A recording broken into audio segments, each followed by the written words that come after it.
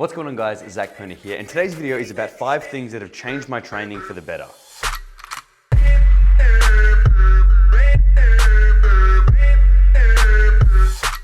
So these 5 things are ranging from anything very simple you might already be doing to something that's a little bit more complicated that I'm going to encourage you to try today. So jumping straight into it with the first thing that's changed my training, which is putting my phone on Do Not Disturb. Now, I used to train with just my Apple Watch on, which gives me every notification under the sun. And when you're training, that's hell, because really that's the time when you actually want to be away from everything else, not thinking about work, mates, anything else. You just want to be focusing on yourself and doing just training, right? So when you put your phone on Do Not Disturb, you allow yourself that time to actually get stuck into the session, not get distracted, because I guarantee you, if you're on your phone in between like sets and you're resting and you're on your phone, it's just not the same as being present in the gym and just waiting until your next set, thinking about it, just being there. You'll have your best workouts when you're not distracted by anything at all. So your phone is the biggest distraction in the gym, and I really can't tell you guys enough. Just leave it in your bag or put it in your pocket, Do Not Disturb or airplane mode. That's usually what I do, and I'll just leave it. If you want to control your music, that's where the headphones are ideal, but just do not go on your phone in between sets because it will derail your focus. It will make you think of other things.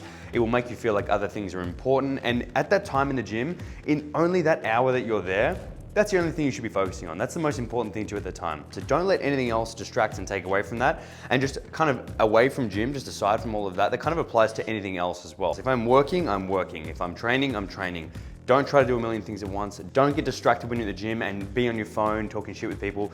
It will kill your session and it will kill your productivity. The second thing that helped my training is going lighter. Now, I have issues with progressive overload, all right? Now, hear me out. I was gonna make a video on this in itself, but I feel like people get slammed by the title. My issue with progressive overload is that people are on this hunt to go heavier, heavier, more reps, more weight. And it's just this like as if this linear thing. And it's just not how the body works. And to me, it just screams injury as well. So what happens when you just keep going heavier and heavier and heavier, or just more reps and more reps, is the form is gonna be compromised at some point. It might not be in the beginning. It's usually in the beginning, people are pretty confident and it's nice, smooth form.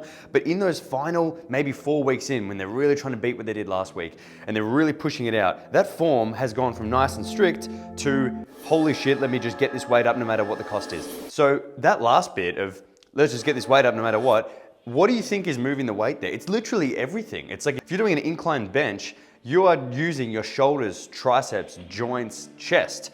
But it depends on the goal, because for me, my goal is muscle building, like most of you. It's not to get stronger at an incline bench. So if my goal was to get stronger and be really, really good at an incline bench, then shit, let's use whatever. I'd use my legs if I could. But my goal is to build a thick as fuck chest. So really, I actually don't want to use my legs. I don't want to use my shoulders and joints if possible. I don't want to get injured. I just want to grow my chest. So if we strip it back and think, okay, well, what's the point of the exercise? The point is to get the fibers in the chest to produce the most force possible to grow, then great. Do I want my joints and rotator cuffs taking a lot of that weight? Probably not. So then if you strip it all back, it kind of takes away that overload is key, because yeah, of course overload's key, but if you're only focusing on overload the whole time, your form will be compromised at some point, because you'll be so fixated on that arbitrary number of I have to beat 8, I have to beat 8, I've got to get 120 on bench. Those numbers are so arbitrary. I would say strip them back, go lighter to begin with. Now you've got a new starting point. So now your form isn't changing ever. You've got a new starting point because your form's a little bit better, and now you can slowly go heavier from there. So to give you guys an example, this would be like, let's say you're doing a strict bicep curl, right? Strict, you fail at like 10, just like this. You fail at 10, your 10th rep looks like this. Nah, nothing. Next week you wanna get 11. My last set looked like this, like that. Then next week, it looks like this, like that.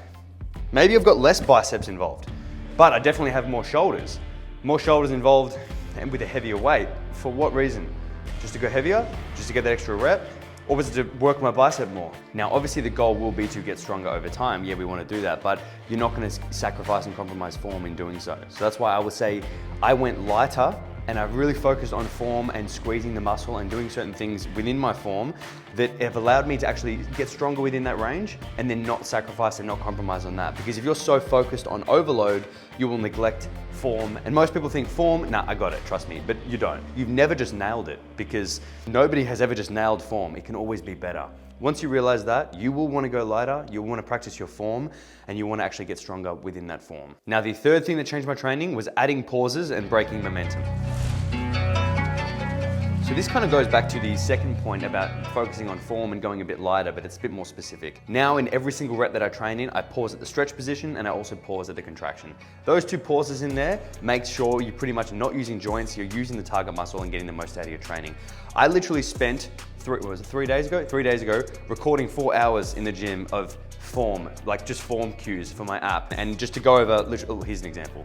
But that's gonna pretty much take the forearms out of it as much as we can and keep it on the biceps. So if you guys wanna sign up to that, my online coaching links are below. Build muscle, burn fat, get stronger, improve your form, whatever it is, it's all there. Highly recommend you check it out. But back on topic, that form is very different to what you see in the gym usually. Usually people are in the gym and they're fast, they're bouncing out of the bottom, and I've done this before as well myself personally, and I ended up with tendonitis in my knee. Yes! Because I was so focused on just moving that weight and getting it quick and bouncing out of the bottom no matter what, that it just put so much unnecessary stress on my tendons, my joints, and it was just a nightmare. So now actually controlling the weight in every single step of the range has been key. It's been key for preventing injury in myself. It's also been key in getting the most out of the target muscle. Like now that I'm training like this, I can't imagine not doing that. It's definitely really fun to go into the gym and just like beast out, like just whatever, as heavy and as fast as you can. That's a lot of fun, but that's not how I want to train all the time. And then I will literally rarely do that. I'll do it maybe if I want to record a video for Instagram or want to look like a sick cunt, but really, I'm not training like that, and I don't recommend people do that. But the problem is, you will see everyone training like that. Because one, it's impressive, and two, everyone else does it. So why would you think differently? It's kind of like the whole fitness industry now is training, most of them are training to impress people like that because it looks impressive, but they're gonna be injured in about 2 years. Then you'll be injured in about 2 years, and everyone's wondering, oh damn, I shouldn't have done that one set. But it's not that one set that injured you, it's the 2 years of training like a bit of an idiot. So I really wanna get people to train a little bit smarter and just a bit more injury preventative, because that's how I do it myself, and that's how I'm learning to do this as well. So the biggest one for me, putting those pauses in there. Slow it down, go a bit lighter, sign up to my coaching, give me your money. Oh, sorry, hang on, derailed there. I'll finish it at that. Now, point number 4 is stop training with idiots. Now that's easier said than done, because really there are a lot of idiots in the gym, and what I mean by that is it's really the spotting. The spotting is what I have an issue with, because if you get somebody who knows how to spot, and I'm not even joking, like this is worth a video in itself, to you and your training partner sit down like a couple and go over this. Because if you are training with somebody like your mate or whatever, and they're spotting you, if they're ruining it, if they're ruining the set, you're better off training by yourself. So what I mean by training with idiots or having somebody spot you that doesn't know what they're doing is if you get a spot from somebody and they're literally just yanking the weight up, like let's say you're doing a shoulder press and they're just there on your elbows, just tap, tap. And they're actually like fucking up the form every rep. Like if I'm there and somebody's like doing that to me, I'm like, hey, stop. Like I'd rather you do nothing or slow it down and get them to slowly take a bit of tension off. Because what's the point of a spot? The spot isn't just to yank you out of the bottom. The spot is to lighten the load a little bit. That's literally the point, is to take a bit of pressure off. So it shouldn't come on very fast. They should be very slow with it and actually like slowly easing their weight. And they should go with your speed as well. So if you need a bit more, they'll give you a bit more. If you get somebody in the gym who's jerking your elbows, like they're fucking trying to get, usually they're just looking at themselves. Like if you get somebody in the gym, usually the spotters are literally just focused on themselves in the mirror and what they look like spotting. Are you serious? Look at the person who you're actually spotting and where they are in that rep. Usually they only need 2. 2 good spotted reps is more than enough. If I get people that come up to me and just like jerk my elbows, not what I'm in the gym for, all right? Kind of sounds like a nightmare altogether. So don't be afraid to have that conversation with your training partner and say, look, I think we need to go our separate ways. Or you just say, look, can you not spot me like that? Because it's actually fucking up the set and it's jerking me out. Maybe don't say that. You might end the spotting relationship, but you know what I mean. And you shouldn't need help to get out of the bottom of the rep as well. Just on that spotting note, if you can't get the weight out of the bottom, like you're doing a shoulder press, you can't literally get that out of the bottom by yourself, the weight's a bit too heavy for you. Hate to say it, sorry.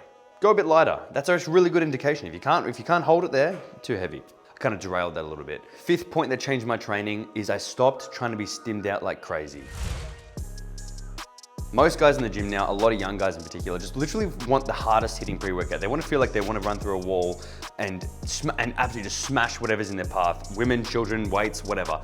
And it's like, just relax for a second, all right? We don't want to go Northman and just brutally attack at everyone. We actually want to focus. Like, why are you in the gym? Are you in the gym to just move that weight as quick as possible and look like a psycho? Because if you are, sweet, literally do whatever you want, but I'm not gonna do that. If you're in the gym to build muscle and actually get better and not get injured, then in my opinion, you're gonna need to change your training and you're gonna need to be a little bit more in tune with your body and a bit more focused and a bit more present in terms of what's going on, and not just like be stimmed out of your mind wanting to go crazy. That's why, like, when I made Pride pre-workout, I literally made it to not be this insane pre that's gonna hit you so hard and leave you feeling like shit and wired and strange. Let's get something that's a little bit of stimulation with caffeine, slower caffeine too, so you don't feel too buzzed and then crash, and then also a bit of focus ingredients, because that's what you want out of like a pre-workout. So that's why, to me, it made a lot of sense to actually have those ingredients in there that aren't gonna make you feel scattered. So that's why when I stopped thinking, let's just get as stimmed out as possible, or damn, if I don't have enough crazy caffeine, I'm gonna have a shit session. Because that's really kind of irrelevant. Like, yeah, caffeine's amazing, but sometimes if you're still a little bit tired mentally, you don't need to be, I'm gonna go kill someone in this session. Like, you don't need to harness that rage. You can just have a good focused workout and just kind of like be a bit more in tune with your body and just kind of not chill through it. I'm not gonna say chill through it. It should always be hard, but you don't need to go like, okay, I'm gonna go kill someone. You know what I mean? Those things, as soon as I stopped like really getting myself so amped up for those sets, because when I did, I'll give you an example. About 2 years ago, I was doing like a filthy bulk. Like, I was like eating so much. I was getting really strong. I was loving the whole process and I was getting really pumped up. I was going through a bit of shit. So I had a lot of like just emotional stuff. So I really loved to go to the gym and just feel like I was channeling that and getting real beast and just like getting stronger and stronger. And so I was like doing incline dumbbell presses with 55s, like for 10. It wasn't good form at all. It was just pumping them out. And what happened was my shoulder started to give in. Then after that, I couldn't do a single press of any kind, incline or shoulder press or anything. Couldn't do one, because I was like so just trying to smash this with no recovery and just going all balls to the wall like a psycho. So I say that now, going like, when I was able to take a step back and go, okay, look, yes, we're gonna hit it hard in the set, but that doesn't mean mindlessly smashing it and running through walls because you're stimmed out like crazy. Like, that means focused work and actual present attention on what you're doing. Like, you can still work very, very, very hard without looking like an absolute maniac, you know? So those things, guys, I would pretty much say are the 5 biggest things that have changed my training. And it kind of all relates back to being there, focused, and actually focusing on form and stripping things back a little bit and then building on that, instead of just going like balls to the wall until you're injured. Because like, I say this and you guys are probably thinking, I don't get injured. Like, what am I gonna do, tear my pec? But it's like not that, it's not about that. It's about having niggles all the time and feeling like, damn, this is affecting my work, this is affecting training. It's about not being able to get better in about a year or 2 years. You guys will get there. If you're not already there now, you will feel it if your training kind of suffers a little bit. Now, that's what I'm making this video for. It's a bit of a cue to tell you guys, let's fix the training, let's focus a little bit more on those things, and let's have better sessions, because that equals more gains. Now, did hope you guys enjoyed this video. If you did, please like it and comment below. And if you did want to sign up to my online coaching program, that is, of course, always there in the description. And otherwise, I've got nothing left for you, and you guys know what to do. Stay massive. Sexy jeans in my section and slide into your DMs in the PM and the AM. Then I slide into your feelings when you see just what I'm saying.